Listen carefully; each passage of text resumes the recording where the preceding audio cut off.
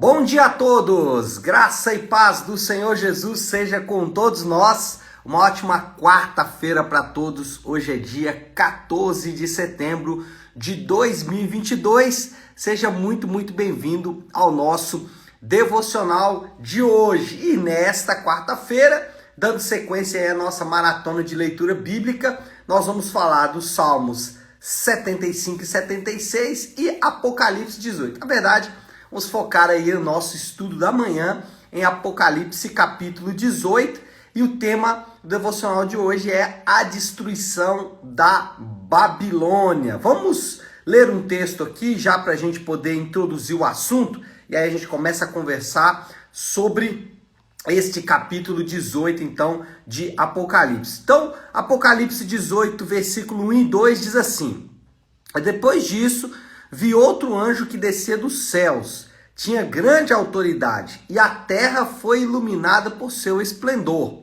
Ele bradou com voz poderosa: caiu a grande Babilônia.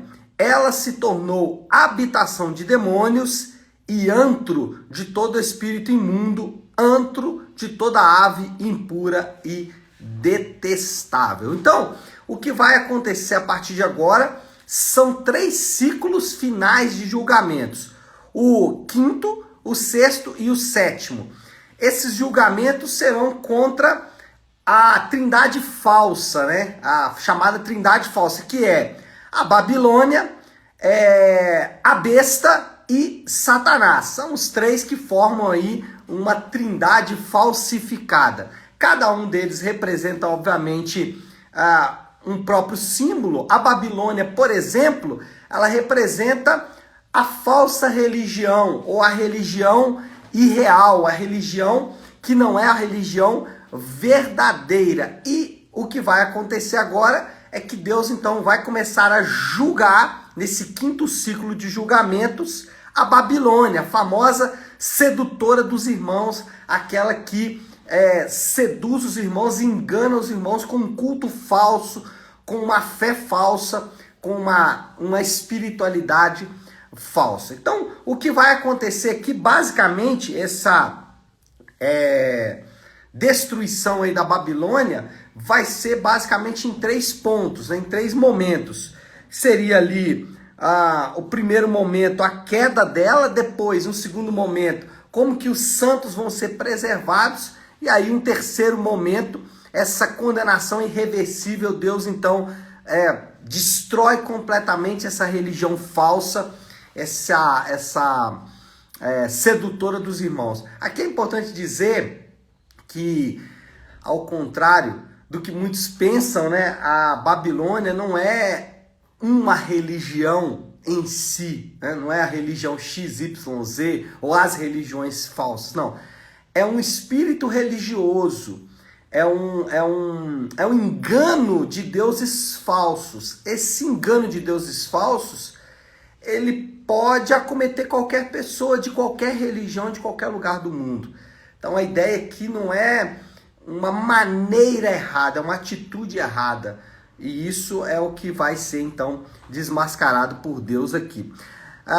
Os deuses falsos então serão desmascarados. A Babilônia seduziu os homens por muito tempo e as suas estratégias agora serão desmascaradas. Por quê? Como eu disse, a ideia aqui não é mostrar que a religião A, B ou C, ou a maneira, né? Porque tem gente que fala assim, não, eu não sou religioso, eu sou cristão. Gente, religião, quando a gente fala religião, é espiritualidade. Essa parte do homem que tem os seus hábitos, que tem as suas manias e as suas maneiras, né? E a Bíblia fala sobre isso.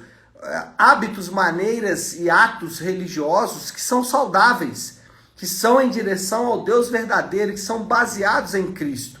Então, dizer assim, eu sou de Cristo, não tira de você o fato de que você é um religioso. Eu sou um religioso. Agora, o que acontece é que a Bíblia mostra que essa religião, que essa adoração, ela pode ser falsa, ela pode ser irreal, ela pode não ser verdadeira. E a Bíblia chama isso de idolatrias, que são colocar a sua esperança em coisas falsas. Como que você identifica, então, uma idolatria? Como você pode saber que você está adorando um Deus falso? Tudo aquilo que tem o potencial de destruir a sua vida, isso é uma idolatria. Então, se você pensar assim, nossa, se eu perdesse a minha saúde hoje, minha vida acabaria. Se eu perdesse o meu casamento, se a minha esposa, o meu marido morresse, ou se o meu casamento, se eu descobrisse, por exemplo, que o meu cônjuge está me traindo, a minha vida acabaria. Isso é uma idolatria. E Deus condena isso. Por quê? Porque nada pode ser suficiente para preencher o nosso coração a não ser Deus. Porque nós somos criados para isso. E quando isso não acontece, o nosso coração então revela uma idolatria. Revela um Deus falso. Bom, idolatrias, essa esperança falsa, esse vigor falso, confiança mal depositada, elas produzem algo muito singular. As idolatrias produzem maus hábitos. Você já deve ter ouvido aquela expressão muito comum que diz assim: você é fruto das suas escolhas. Mas isso não é verdade. Aliás, ou pelo menos não é toda a verdade. Por quê? Porque a Bíblia ensina que nós somos fruto daquilo que nós adoramos. Aquilo que nós adoramos, aquilo que enche o nosso coração, certamente manifesta-se para fora. Vou dar um exemplo aqui simples. Domingo, eu estava pregando na igreja sobre mulheres e homens também que devem se vestir com modéstia, decência e discrição. E a advertência do apóstolo não é contra o ato de vestir-se, mas é contra a atitude de coração, dizendo o seguinte, que eu posso me vestir muito bem, mas a atitude do meu coração, por exemplo, ser promíscua, lascivo, né? Um coração prostituído, um coração idólatra. Então, não adianta mudar a aparência externa sem mudar o coração. Por isso que nós somos frutos daquilo que adoramos. E o que adoramos sempre vai se manifestar. Então nós não somos fruto das nossas escolhas, nós somos frutos daquilo que adoramos. Porque quando a gente pensa em escolhas, a gente acha que as nossas escolhas são autônomas. Não. Nós escolhemos a partir das nossas idolatrias. Nós escolhemos a partir dos deuses que adoramos. Então eu vou dar um exemplo. Se você adora o Deus dinheiro, você vai começar a fazer escolhas que demonstram essa idolatria. Você vai começar a fazer escolhas que mostram que para você o dinheiro está sobre todas as coisas. Você vai começar a fazer escolhas que podem comprometer outras áreas da sua vida, o casamento, a própria fé e tudo mais, por causa do dinheiro. Eu estou dando um exemplo do dinheiro, mas isso se encaixaria em todas as outras idolatrias. O ponto aqui é entender que a Babilônia, ela é sutil quando ela engana o nosso coração. E ela produz essas idolatrias. Segundo ponto aqui é que os santos que estiverem no meio dela serão preservados. A Babilônia será desmascarada, os deuses falsos, por fim, serão então revelados e os homens perceberão a bobagem das suas idolatrias. Mas o texto diz que os santos de Deus que estão no meio dela serão de alguma forma preservados. Olha isso aqui, o versículo 4 então do capítulo 18. Diz assim: saiam dela, vocês, povo meu, para que vocês não participem dos seus pecados e para que as pragas que vão cair sobre ela não os atinjam. Então, o que está sendo mostrado aqui é que durante o julgamento da Babilônia, essa grande meretriz, dessa enganadora, sedutora dos irmãos, os santos serão preservados, os crentes serão retirados do meio dela. Não se sabe aqui, existem algumas especulações, né, de que é nesse exato momento aqui que os crentes serão arrebatados já depois de todo o período da tribulação. Outros vão dizer que os crentes são arrebatados lá atrás e que esses aqui são os salvos durante o período da tribulação. E aí, não vale a pena especular muito aqui, é basicamente pensar que os crentes eles serão preservados. Na prática, isso é um conforto. Na prática, isso é uma amostra de que Deus está cuidando dos seus. Na prática, isso mostra que aqueles que são do Senhor, eles, durante o julgamento da Babilônia, que vai ser um julgamento terrível, você vai ler aqui aflição, dor, morte, destruição e tudo isso que vai acontecer no julgamento aqui da Babilônia, os crentes não vão enfrentar esse julgamento, eles serão preservados. Então isso é reconfortante, mas também isso é uma evidência. Isso é reconfortante. Os crentes serão retirados, mas isso também pode ser aqui uma evidência. Por quê?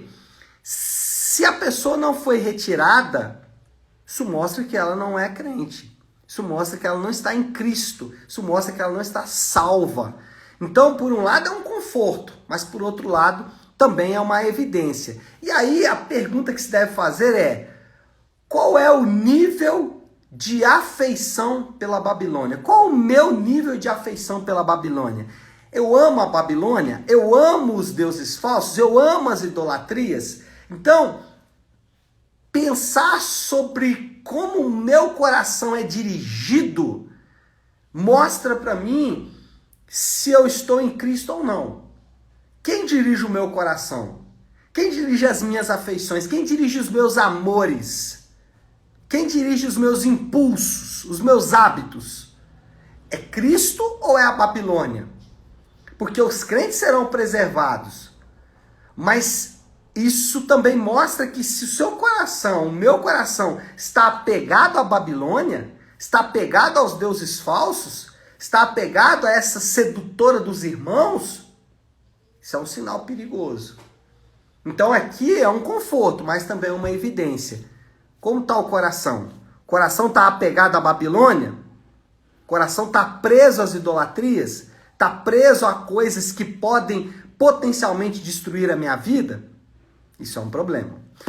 Terceiro, a condenação da Babilônia é irreversível. Versículo 21 do capítulo 18 diz assim: então um anjo poderoso levantou uma pedra do tamanho de uma grande pedra de moinho e lançou-a ao mar e disse: com igual violência será lançada por terra a grande cidade da Babilônia, para nunca mais ser encontrada. A destruição da Babilônia será completa e definitiva. Os deuses falsos, a sedutora dos irmãos, a grande meretriz, vai ser destruída de maneira definitiva. E aqui, volta a dizer, é importante lembrar que Deus não está se referindo a uma religião propriamente dita, a um grupo religioso. O grupo X, o grupo Y, não. No meio de todas as pessoas do mundo está espalhado os adoradores da Babilônia. Podem ser qualquer um.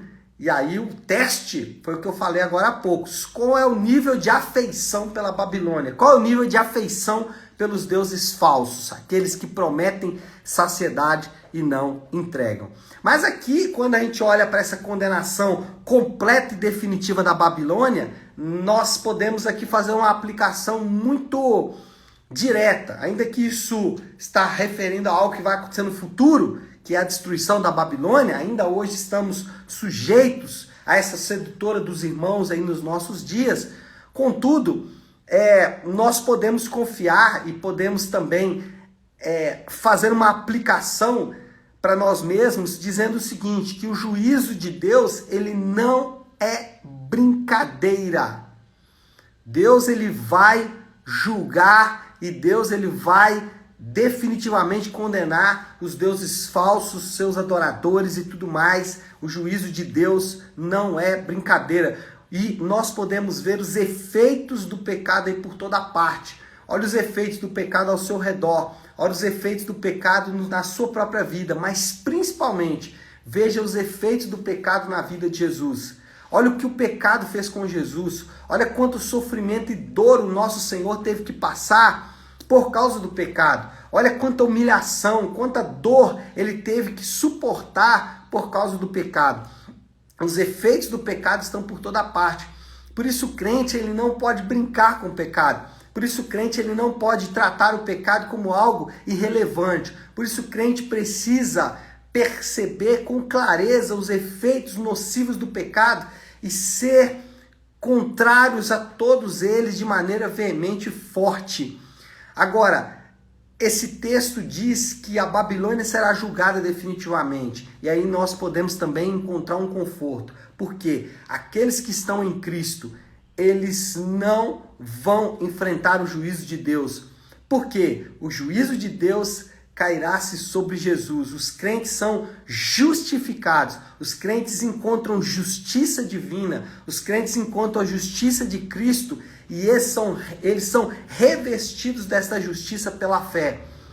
Eles são revestidos dessa justiça não por nenhum ato de justiça que eles fazem, mas eles são revestidos pela justiça de Cristo. É Cristo quem os justifica. É Cristo quem declara que eles estão livres de toda condenação. Então, a Babilônia será destruída, mas aqueles que estão em Cristo podem confiar que o seu juízo está completamente satisfeito em Cristo Jesus. Deus já satisfez a sua justiça em Cristo Jesus. Bom, moral da história então, para a gente resumir aí por causa do nosso tempo, qual é a moral da história?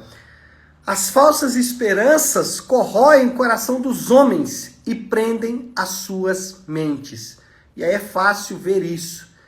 As falsas esperanças, sejam elas financeiras, sociais, religiosas ou até mesmo políticas, elas só destroem a mente dos homens, prendem a mente dos homens, tornam cativa a mente dos homens. Os homens não conseguem raciocinar com clareza, mas principalmente corrói o coração dos homens. O coração fica afeito às mentiras da grande Babilônia. Somente Cristo é a esperança verdadeira. E aí eu já posso propor uma aplicação final. Se Cristo é a esperança verdadeira, quais são as suas esperanças?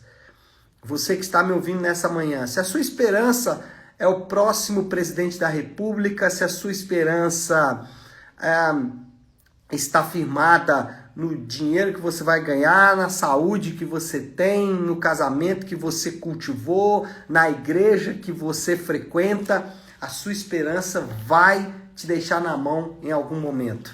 São os deuses falsos. Agora, nossa esperança, a esperança dos crentes está em Cristo e em sua obra consumada na cruz do Calvário. A esperança dos crentes está nas promessas objetivas, promessas que estão descritas na Bíblia. Não promessas que ele cria na cabeça dele, mas promessas que estão ali na Bíblia. Promessa de um mundo restaurado, promessa de um governo de Deus, promessa de um reino sobre essa terra. Essas promessas é que devem encher o coração dos crentes. Tá certo, meu povo? Vamos lá, vamos orar por tudo isso? Se você puder, então, pare aí um instante o que está fazendo e vamos juntos buscar a Deus em oração. Querido Deus, Pai de amor e graça, diante do Senhor nos colocamos nesta manhã, reconhecendo, meu Deus, que a Babilônia exerce ainda alguma influência sobre as nossas vidas. Reconhecemos que o nosso coração é tendencioso, mas também pedimos, meu Deus, que assim como o Senhor preserva os homens de serem condenados junto com a Babilônia, que o Senhor possa nos ajudar a que possamos perceber as sutilezas dos falsos deuses e nos livrar, Pai, destas idolatrias que tanto corroem o nosso coração e prendem a nossa mente. Nós oramos para que a nossa esperança seja firmada no Senhor e na força do seu poder, e não em coisas criadas pela mão humana. Nós oramos assim e o fazemos em nome do teu santo Filho Jesus. Amém. Amém, meu povo? Bom, então é isso. Nós vamos ficando por aqui. Deixando só um recado importante para vocês. Hoje, a partir das 20 horas, nós temos sala de oração na nossa Igreja Nave. É a nossa reunião de oração. Então eu te espero junto com a pastora Flávia às 20 horas na nossa Igreja Nave, tá bom? Deus abençoe. Ótima quarta-feira para todos. Fiquem com Deus.